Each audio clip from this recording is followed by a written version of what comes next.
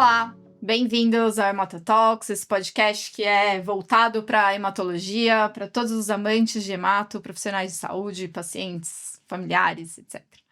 E hoje a gente tem o prazer de convidar a doutora Juliana Dallagnol para falar de LMA, para continuar falando de LMA.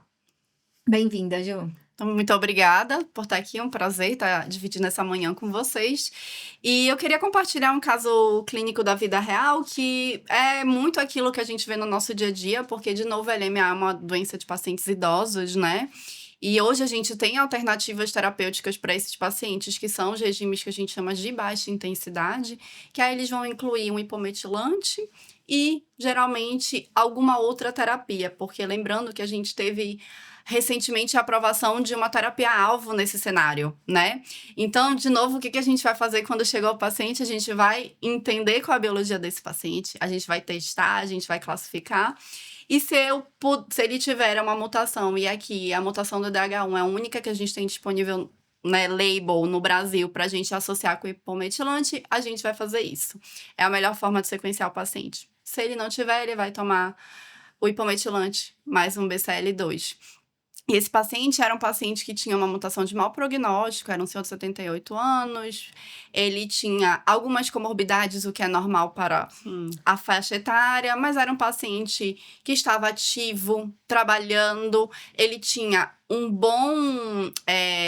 uma boa Performance. não só performance, como ele tinha uma boa retaguarda social. Então, ele tinha filhas presentes, pessoas que cuidavam dele. Apesar dele morar sozinho, ele é independente, né? Até fazendo um parênteses, a gente tem que lembrar, né, na hora de avaliar a fragilidade, de, na verdade, como era esse paciente antes do diagnóstico. Sim. Porque, às vezes, naquele momento do diagnóstico, tem a fragilidade relacionada à doença. Então, sempre, né, na nossa anamnese, a gente lembrar, e aí é aquela dica para os jovens hematologistas, lembrar de ver como que ele era. E acho que o que você falou é fundamental da rede, porque também é uma das coisas que a gente às vezes esquece de ver como a gente fala muito em rede de acesso, de convênio, SUS, etc. E a gente esquece de ver essa questão de rede de apoio, né? Essa questão social, e que faz toda a diferença para um bom andamento do tratamento. E não só, às vezes, acesso ao centro, né, vai transfundir muito, aquelas coisas que são fundamentais, porque a gente está falando toda a diferença de uma doença que muitas vezes... Da dinâmica, né, da dinâmica do tratamento. Mas, enfim, era um paciente que, levando em consideração comorbidades, perfil ficou elegível, né? Ele tinha, do ponto de vista biológico, uma mutação de mau prognóstico muito frequente, que é o RUNX1, né? Lembrando que essa é uma mutação que a gente coloca ali como risco adverso. Ele tinha um cariótipo diploide, ou seja, normal, né, sem nenhuma alteração cromossômica típica, e ele tinha algumas alterações que são daquelas fundadoras que a gente conversou no episódio anterior, do DNMT3A, que tinha uma frequência do alelo variante um pouquinho mais baixa, a do RUNX1 tinha uma frequência um pouco mais alta. E aí foi optado por esse tratamento, hipometilante mais o BCL2, ele ficou 1 ano e 10 meses nesse tratamento. E aí, a gente sabe que esse é um tratamento que tem os seus desafios, cais neutrófilos, cais plaquetas, cai massa.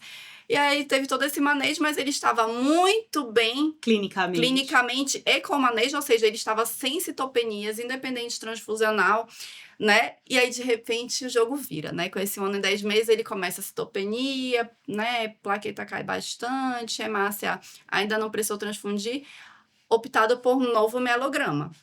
Quando ele faz o novo mielograma, a gente já estava esperando, né, se era o balanço da toxicidade do tratamento ou se era uma progressão de doença. E esse mielograma confirma, então, que ele tem uma progressão, e é o que a gente chama de progressão clonal. Então, ele não só teve, o retorno dos blastos, que ele estava em remissão completa, como ele também apresentou uma nova alteração, que foi o FLT3. E o que eu acho muito interessante nesse desenho da evolução clonal é que muitas vezes o que acontece é só uma redução da frequência do alelo variante e o surgimento de uma nova. Foi exatamente o que aconteceu com ele. Então, aquele RUNX1 que tinha uma frequência do alelo variante permaneceu relativamente alta, ele tinha ali 40% de VAF. O DNMT3A caiu mais um pouco, quase ficou indetectável, porque a gente tem um limite do método de mais ou menos 5%. Então, abaixo de 5% é muito comum que não pegue. E o FLT3 se tornou, e por mais que ele não seja uma frequência do alelo variante alta, era FLT3 e TD, aquele que a gente falou que é o, né, mais importante do ponto de vista prognóstico, ele é o suficiente para se tornar a mutação acionável e aquilo que a gente deve sequenciar o paciente. E isso é algo importante, porque quando a gente está em frente a um paciente que progrediu depois do hipometilante com BCL2, esse é um paciente que eu dificilmente tenho que oferecer de resgate para ele, porque ele é um paciente que eu não vou poder levar para o transplante, quimioterapia de alta intensidade não é uma Já não opção. cabe. O que vai caber para ele? Terapia-alvo. Ah, então eu só preciso olhar nesse cenário? Não, porque se o paciente for refratário a uma quimioterapia de alta intensidade, a gente tem esse estudo, né? Esse foi um estudo também do grupo alemão, que foi um estudo muito discutido por muito tempo, que foi justamente sobre se eu faço químio de resgate antes de levar para o transplante ou mantenho o paciente com uma terapia que eu considero adequada e encaminho ele para o transplante o mais rápido possível. Ele tem algumas nuances metodológicas, esse estudo que acho difícil a gente expandir, mas ele foi um estudo para falar justamente isso, que não adianta eu ficar tentando levar o paciente, muitas vezes com quimioterapia ou o que eu consegui de resgate. Eu preciso, se ele for elegível ao transplante, fazer uma terapia menos tóxica, e aí entra a terapia-alvo, encaminhar ele para o transplante se ele for elegível, e aí, se, por exemplo, se for um inibidor de FLT3, eu posso discutir manutenção ou não para esse paciente. Então, só para a gente não confundir os casos, o que eu quis dizer aqui? Independente do perfil do paciente, a terapia-alvo, ela é uma opção de resgate, seja o paciente jovem, e eu penso em encaminhá-lo para transplante, seja um paciente idoso que eu não penso em encaminhá-lo para transplante, pensando que eu vou dar qualidade de vida, né? Lógico, de novo. Diminuição da necessidade transfusional, controle da doença, deshospitalização. Exato. E esse caso eu acho ele tão formidável porque esse paciente ainda está vivo. A gente está falando de um paciente que já tem 4 anos e meio com diagnóstico de leucemia mieloide aguda. Um idoso, né? Idoso. E sabe o que é mais legal? Porque isso até pouco tempo atrás, isso era uma sentença, né? Os pacientes não tinham possibilidade de tratamento. E eu digo desde a primeira vez, desde a primeira linha. Se você voltar, não precisa ir muito longe. Quando a gente era residente, isso começou a mudar, esse paciente era considerado cuidados paliativos exclusivos. E a gente tá falando que você acabou de falar, esse paciente está 4 anos vivendo com uma doença sob supervisão. E até ia te perguntar, então, essa evolução clonal, a gente pode dizer assim, que então teve um surgimento de um clone, né? Possivelmente uma mutação surgiu do mesmo jeito que surgiu atrás da leucemia e aí agora um novo clone. Ou também a questão de às vezes você tratar um clone e o outro não responder àquele tratamento e ganhar forças. Esse modelo, ele é um modelo dinâmico, né? Então, sim, existe isso, né? Clones que têm uma frequência do alelo variante abaixo daquilo da detecção do método. A gente chama de subclones, né? Isso, e aí faz a pressão terapêutica e o paciente acaba recaindo. Mas existe uma falência também da própria terapia, então existe a seleção clonal causada pela terapia, então todos esses são os modelos possíveis e aceitáveis, né? Mas isso só reforça a importância da retestagem e da reavaliação, porque o que acontece, se você não retesta, você parte do pressuposto que é a mesma doença, ela não é. Isso é verdade, eu acho que para tudo em oncohematologia. Sim. As retestagens, as rebiópsias, né? Você se avaliar se aquela doença continua sendo a mesma doença, se ela não perdeu, como é que ela se apresenta diferente, ou até, eventualmente, o paciente pode coexistir com uma segunda neoplasia, enfim. E como que a gente vai avaliar a resposta? A gente tem que dosar depois o FLT3 para ver se respondeu ou não? Testar. Então, aí a gente entra num outro conceito que ele não se aplica para FLT3. Ele pode se aplicar para NPM1, Carbide Infector, que chama DRM molecular, né? Igual a gente faz para LMC.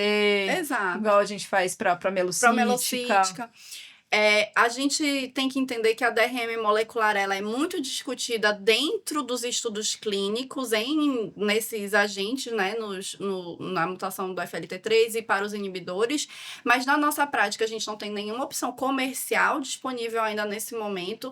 Ele não é validado por consenso qual momentos que a gente vai avaliar. O que a gente utiliza muito pensar em avaliar pré-transplante baseado no estudo que mostrou que faz diferença como manutenção, mas acho que a gente não pode guardar isso, né? Eu acho que a gente tem que entender que nesse paciente idoso, que eu não vou oferecer uma terapia, eu preciso ver se ele está em remissão morfológica.